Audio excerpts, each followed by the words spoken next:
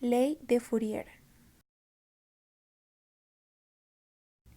La transferencia de energía en forma de calor por conducción es un proceso de transmisión de calor basado en el contacto directo entre los cuerpos, sin intercambio de materia, porque el calor fluye desde un cuerpo de mayor temperatura a otro de menor temperatura que esté en contacto con el primero.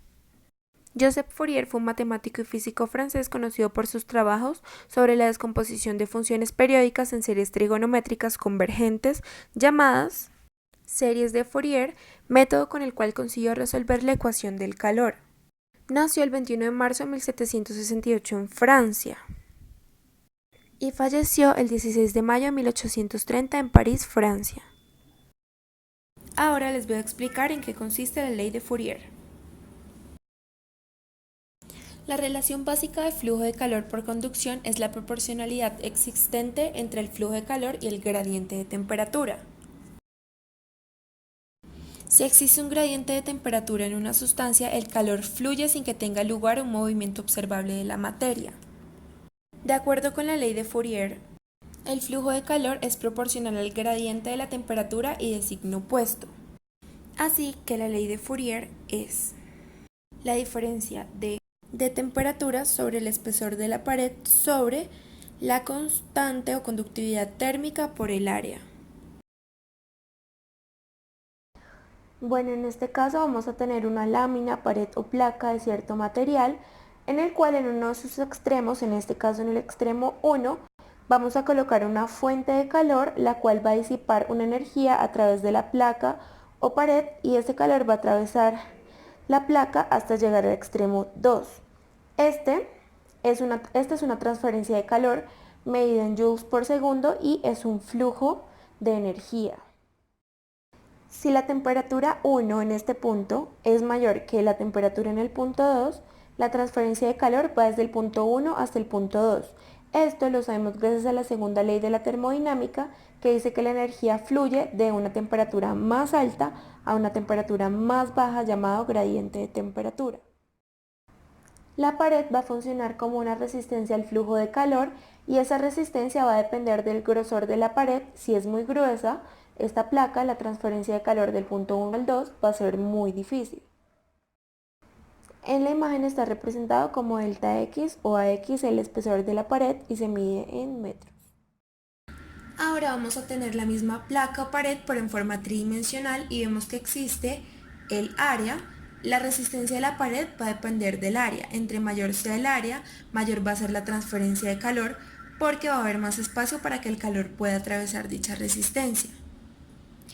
Recordemos que el área es diferente al espesor de la pared, que acá está representado como AX o delta X. Entonces, entre menor sea el espesor de la pared, más fácil va a atravesar el calor. Y entre mayor sea el área de la pared, va a entrar mucho más calor a través de esa placa. Esto también va a depender de las características térmicas del material de la pared, o sea, la conductividad térmica. Sabemos que si es de algún metal, como por ejemplo el aluminio o el cobre, va a haber una mayor transferencia de calor a diferencia de si fuera de madera o de plástico. Entonces tenemos que A es el área de transferencia de calor y está medido en metros cuadrados. K es la conductividad térmica medida en vatios por metros por Kelvin y la ley de Fourier dice que la transferencia de calor, o sea Q, es igual a la diferencia de temperaturas entre el extremo o el punto 1 y 2 de la placa sobre el espesor sobre la conductividad térmica por el área de la placa. Finalmente tenemos que delta X sobre la conductividad térmica por el área se llama la resistencia del flujo del calor de la pared. Entonces vemos que si este delta X o AX es muy grande, o sea que si la pared es muy gruesa, la resistencia al flujo del calor va a ser menor. Pero si la conductividad térmica, por lo contrario, es muy grande, la resistencia al flujo del calor va a ser menor. Lo mismo sucede con el área. Si el área es muy grande, esta resistencia se va a volver más pequeña.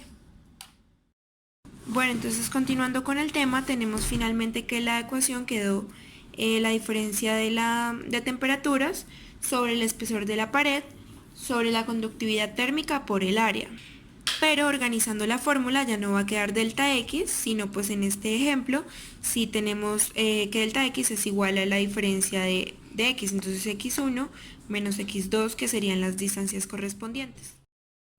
A continuación colocamos el signo negativo porque generalmente el delta de temperatura siempre es T2 menos T1, entonces pues al multiplicar este negativo con este ya queda igual como la fórmula original. Finalmente nos queda que la transferencia de calor es igual a menos la conductividad térmica por el área por el delta de temperatura, la variación de temperatura sobre el delta de longitud. Ahora les voy a mostrar un ejemplo sobre la ley de Fourier. Bueno, entonces este es el ejercicio de la ley de Fourier, el cual dice que tenemos dos depósitos de calor con temperaturas respectivas de 325 y 275 grados Kelvin, unidos o en contacto mediante una varilla de hierro de 200 centímetros de longitud y 24 centímetros de sección transversal. Y la pregunta dice, calcular el flujo de calor entre los depósitos cuando el sistema alcanza su estado estacionario. Y nos dan la conductividad térmica al hierro a 25 grados centígrados, que es 0,804 joules por Kelvin por centímetro. El sistema se encuentra en un estado estacionario y tiene un gradiente de temperatura constante que viene dado así. Entonces serían 275 grados Kelvin, que va a ser el diferencial de temperatura, menos 325 grados Kelvin sobre la distancia 200 centímetros. Y esto da igual a menos 0,25 Kelvin sobre centímetro. Bueno, entonces tenemos la fórmula que ya habíamos descrito anteriormente, que es menos la conductividad térmica por el área, por la variación de temperatura, por la longitud. Entonces tenemos la conductividad térmica, en este caso el hierro, que es el elemento del que está formado, que nos la dan a 25 grados centígrados, que es 0,804 joules sobre Kelvin por centímetro, por 24 centímetros, que es la distancia de la sección transversal,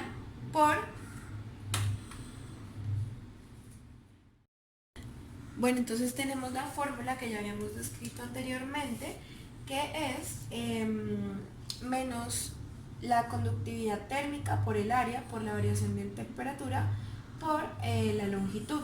Entonces tenemos la conductividad térmica, en este caso el hierro, que es el elemento del que está formado, que nos la dan a 25 grados centígrados, que es 0,804 joules sobre Kelvin por centímetro, por 24 centímetros, que es la distancia de la sección transversal, por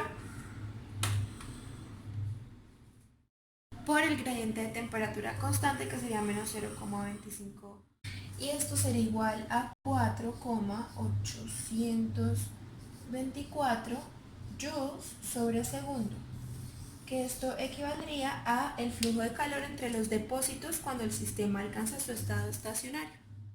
Muchas gracias.